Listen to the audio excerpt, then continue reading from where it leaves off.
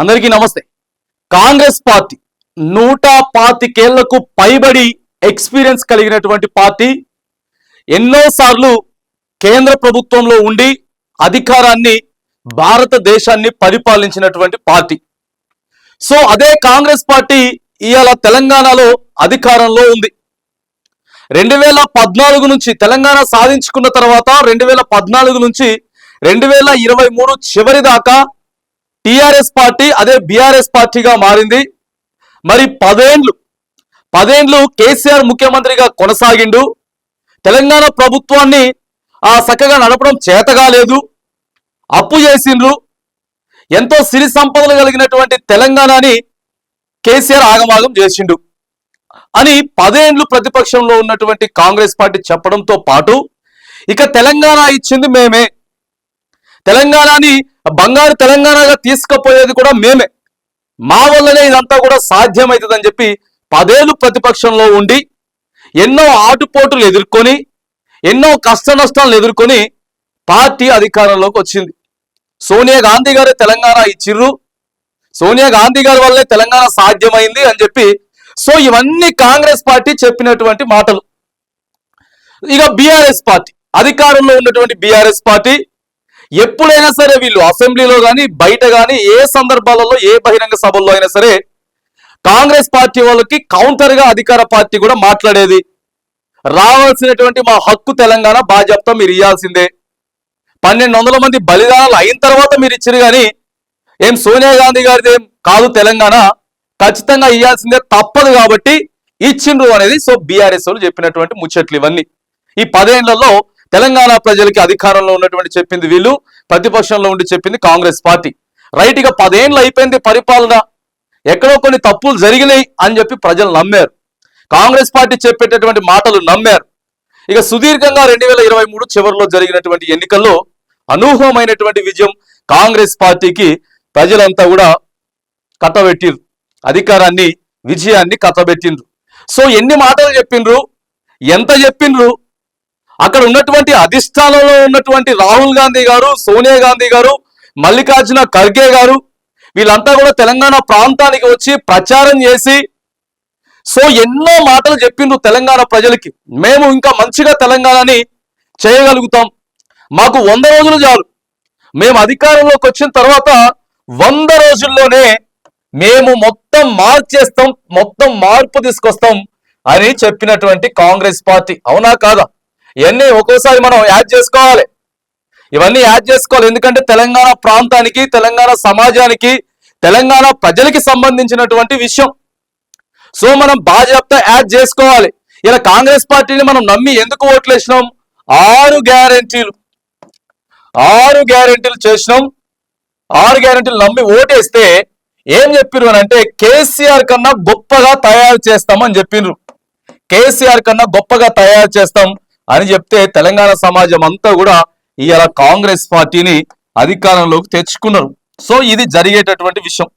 ఏది జరిగినా సరే అధికార పార్టీయే రాష్ట్రానికి ఏమి ఇవ్వాలన్నా, రాష్ట్ర ప్రజలకు ఇవ్వాలన్నా, ఏది ఇవ్వాలన్నా కూడా, రాష్ట్రం అభివృద్ధిలో ముందుకు పోవాలన్నా, సంక్షేమంలో ముందుకు పోవాలన్నా కూడా ఇక్కడ ఉన్నటువంటి ప్రభుత్వం, పార్టీ పెద్దలు ఎవరైతే ఉన్నారో వాళ్ళ సహకారంతో సాధ్యమవుతుంది కానీ ఇక ఎవరి వల్ల సాధ్యం కాదు. సో అది ఎప్పటి నుంచో ఉన్నదే. కానీ కీలకంగా పనిచేసినటువంటి ప్రభుత్వం, మరి ఎన్నో మాటలు చెప్పినటువంటి ప్రభుత్వం ఇవాళ ఏం చేస్తా ఉంది, అసలు ఏం చేసిర్రు, చెప్పింది ఏంటి, ఇవాళ చేస్తున్నది ఏంటి అనేది ఒకసారి మనం విశ్లేషణ చేసుకోవాలి. రేషన్ కార్డులు ఇస్తామని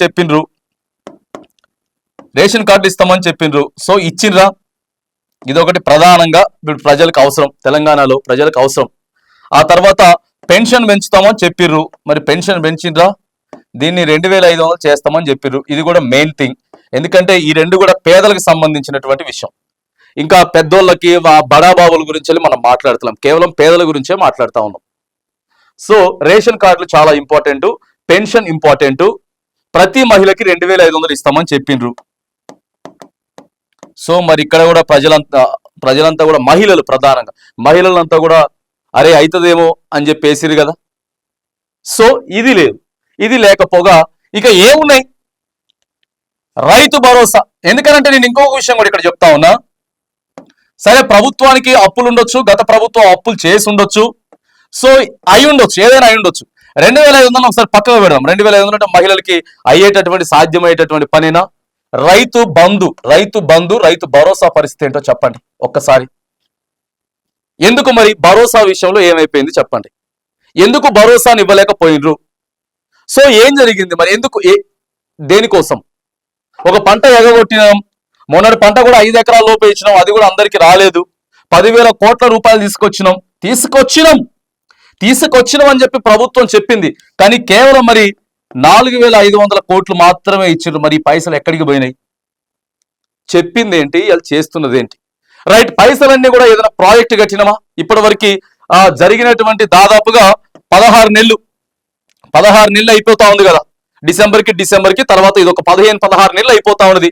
ఈ 16 నెలల్లో మనం ఏదైనా ఒక ప్రతిష్టాత్మకమైనటువంటి ప్రాజెక్ట్ కట్టుకున్నామా తెలంగాణలో? మరి పైసలు ఎక్కడికి పోయినాయి?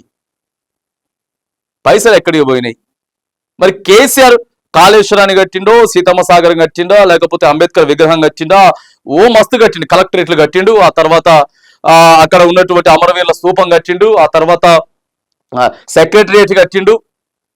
ఇట్లా ఎన్నో కట్టుకుంటూ పోయింది కాబట్టి సరే పైసలు దానికి ఖర్చు అయిపోయినాయి కాబట్టి వచ్చినట్టు ఖర్చు అయిపోయినాయని చెప్పుకోవచ్చు. మరి ఇప్పుడు వచ్చినటువంటి పైసలు ఏమైపోయినాయి? కనీసం మీరు ఏదైనా ఎక్స్ట్రా ఇవ్వకపోయినా సరే ఎందుకు రైతు భరోసా ఎందుకు తగ్గింది? కనీసం మరి ఎందుకు పెంచి ఇవ్వలేకపోతా ఉన్నాం? 4,000 రూపాయలు పెన్షన్ ఇస్తామని చెప్పినాం కదా, 2,016 రూపాయలు వచ్చే పెన్షన్ ని. మరి ఇప్పటికి ఎట్లా? సో ఇట్లనే ముందుకు పోద్దా మరి తెలంగాణ? ఇట్లనే ముందుకు పోద్దా? ఇట్లనే ముందుకు కాకుండా హైదరాబాద్కి హైడ్రా తీసుకొని వచ్చినాం. హైదరాబాద్ ని బాగు చేయాలి, చెరువులన్నీ కూడా కబ్జాలు అయిపోతా ఉన్నాయి, నలాల కింద మొత్తం గట్టేసుకున్నారు అని చెప్పి తీసుకొచ్చినాం. సో ఏమైపోయింది? ప్రభుత్వానికి వ్యతిరేకత వచ్చిన మాట వాస్తవమా కాదా? ఇవాళ HCU భూములు, హైదరాబాద్ సెంట్రల్ యూనివర్సిటీకి సంబంధించిన భూముల అంశంలో తెలంగాణ ప్రభుత్వానికి చెడ్డ పేరు వచ్చిన మాట వాస్తవమా కాదా? ఇట్లా సంక్షేమం పథకం అనే విషయంలో కూడా మనం స్లోబడుతూ, సో వీటన్నిటి సంబంధం లేనటువంటి విషయాల్ని కొన్నిటిని జోక్యం చేసుకొని ప్రభుత్వం అబాస్ పాలవుతున్నటువంటి మాట వాస్తవమా కాదా? సో చెప్పింది ఏంటి, ప్రజలకి చేస్తున్నది ఏంటి? ఎందుకంటే ఇవాళ కేసీఆర్ ఎన్నైనా చెప్పొచ్చు, ప్రతిపక్షంలో ఉన్నాడు కాబట్టి ఎన్నైనా చెప్పొచ్చు. కాకపోతే మనం టైం లాస్ అయిపోతా ఉన్నాం. సమయం చాలా విలువైంది కదా, సమయం చాలా విలువైనది. ఇప్పుడు తెలంగాణ ప్రాంతం అభివృద్ధి సంక్షేమం మనకి ఇంపార్టెంట్ అని చెప్పేసి అడుగుతా ఉన్నాం. ఇప్పుడు 3.5 సంవత్సరాల తర్వాత అధికారంలోకి బీఆర్ఎస్ పార్టీ వస్తుందా రాదా అనే విషయం పక్కగా పెడితే, సరే వస్తే రావచ్చు, కానీ 3.5 ఏళ్ల పరిస్థితి ఏంటి? తెలంగాణ ప్రభుత్వం తెలంగాణ ఎందుకు వెనక్కిపోవాలి? అసలుకే వెనుకబడినటువంటి ప్రాంతం కదా. సో ఎక్కడ చెప్పినటువంటి మాటలు ఎందుకు ఇంప్లిమెంటేషన్ అవ్వట్లేదు, క్షేత్రస్థాయిలో ఎందుకు అమలు అవ్వట్లేదు అనేది దయచేసి ప్రభుత్వ పెద్దలు ఆలోచన చేయాలి. ఎందుకంటే సమయం పోతుంది. ఇలా ఏం చేయలేకపోతా ఉన్నారు, వాళ్ళు వచ్చిన తర్వాత చేస్తారు అని అంటే మరి టైం విలువ ఏంటి? సో అందుకే చెప్పింది ఏంటి, చేస్తుంది ఏంటి, ఇట్లా చెప్పుకుంటూ పోతే అనేకమైనటువంటి విషయాలు ఉన్నాయి.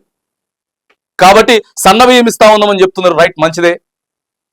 సన్న బియ్యంలో కూడా కొన్ని నో స్టాక్ బోర్డు పెట్టిండ్రు, మరి తెలుసా? మేడ్చల్లో పెట్టిండ్రు, 2-3 ప్లేస్లలో నో స్టాక్ బోర్డు పెట్టిండ్రు.